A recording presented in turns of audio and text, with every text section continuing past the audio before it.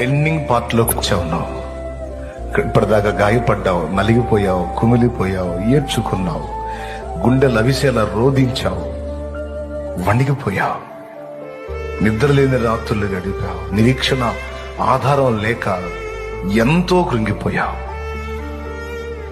వరుస ఓటములతో, ఎదురు దెబ్బలతో, తృణీకారాలతో చిత్రవదన అనుభవించావు.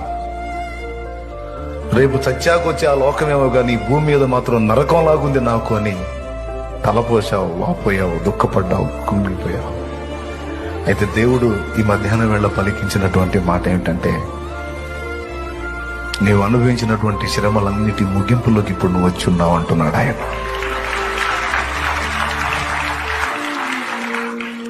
నేను ఇచ్చిన వాగ్దానాలు నెరవేర్చే సమయం ఆసన్నమైంది. ఆ సమీపంలో నువ్వున్నావు.